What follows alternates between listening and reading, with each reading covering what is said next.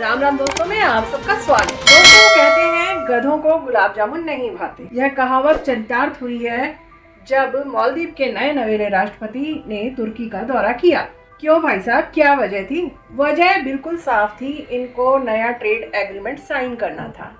जबकि इतनी दूर है तुर्की, इसके बावजूद इन्हें ट्रेड एग्रीमेंट साइन करना था तुर्की के साथ। जबकि जानते हैं मालदीव का मेन ट्रेडिंग पार्टनर भारत है। इस समय मालदीव की अर्थव्यवस्था बेहद खराब स्थिति से गुजर रही है, जो सिर्फ पर्यटन और मत्स्य पालन पर निर्भर है। उसके पास ना तो प्राकृतिक संसाधन है और ना ही कोई उद्योग, इसीलिए उसे दूसरे देशों पर निर्भर रहना पड़ता है। अब आप यह जानकर चौंक जाएंगे कि भारत ने किस हद तक मालदीव का साथ दिया। जी हाँ दोस्तों, दरअसल आमतौर पर हमारा जो मालदीव के साथ व्यापार होता था उसमें मालदीव को होता था घाटा और भारत को होता था फायदा। लेकिन सितंबर 2018 में जब सोली साहब ने मालदीव के राष्ट्रीय अध्यक्ष का पद संभाला तो उन्होंने इंडिया फर्स्ट की नीति अपनाई, जिसके बाद भारत ने भी आगे बढ़कर उनका साथ दिया। भारत ने मालदीव में अरबों डॉलर का निवेश करके मालदीव की अर्थव्यवस्था को बढ़ाने में सहायता पहुंचाई।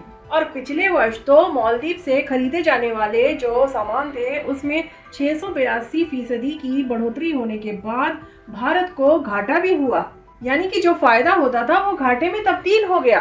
तो भारत की दोस्ती कितनी विश्वसनीय है ये बताने के लिए भारत को और इससे ज्यादा क्या कुर्बानी करनी होगी।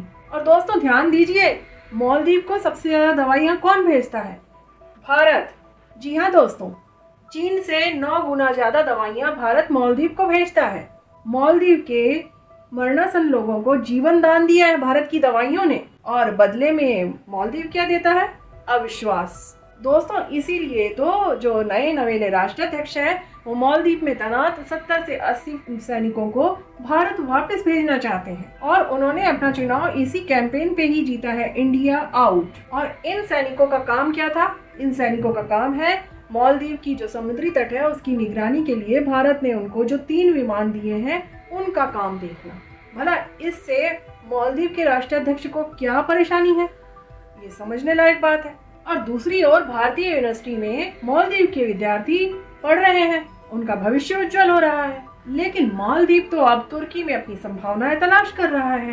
भारतीय हिंद महासागर में वे चीन के साथ तुर्की को भी जगह दे रहा है और एक विकराल समस्या को जन्म दे रहा है।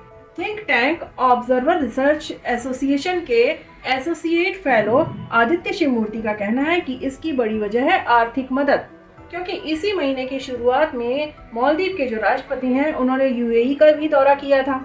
वहां पर उनको भरोसा दिया गया कि आबू धाबी फंड के जरिए मालदीव के माले एयरपोर्ट परियोजना में 8 करोड़ डॉलर का निवेश किया जाएगा। उस समय से ये माना जा रहा है कि अब मालदीव को भारत पर पैसों के लिए निर्भर नहीं होना पड़ेगा। लेकिन हमारा ये मानना है कि इस्लामी लॉबी का भी मोइज़ू सरकार पर काफी असर है। उनके तुर्की जाने की एक वजह यह भी हो सकती है कि वो भारत आने से पहले तुर्की जो गए वो उसी का असर है।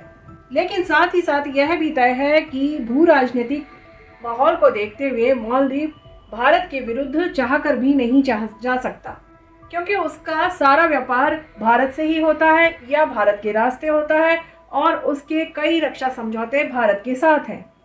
इसलिए दोस्तों हम पहले दिन से ही कह रहे हैं कि मालदीव को सबक सिखाना बेहद ज़रूरी है। उसे यह बताना ज़रूरी है कि भारत की क्या अहमियत है, और उस अहमियत को देखते हुए वह चीन के साथ हाथ ना बढ़ाकर भारत के साथ रहने में ही उसकी भलाई है। और यह सब हम उस पर प्रेशर तभी कर सकते हैं जब उसके साथ किए जाने वाले ट्रेड में रोड़े अटकाए जाए, कमी की जाए, या किसी भी तरह से उसे यह पता चले कि अगर वह भारत से रिश्ता तोड़ता है तो उसे आर्थिक जो संभावनाएं हैं उस पर फिर से विचार करना पड़ेगा। और जब तक ऐसा नहीं होगा तब तक हम लोग उसके यह दुख दर्द झेलते ही रहेंगे। तो दोस्तों आपका इस बारे में क्या कहना है, कमेंट बॉक्स में अपना विचार जरूर हमें बताइएगा। और वीडियो अगर पसंद आता है तो वीडियो को जरूर शेयर कीजिएगा, चैनल को सब्सक्राइब कीजिएगा और बेल आइकन बटन जरूर प्रेस कीजिएगा। यहीं लेती हूँ मैं विराम, और अगले वीडियो तक आप सबको राम राम।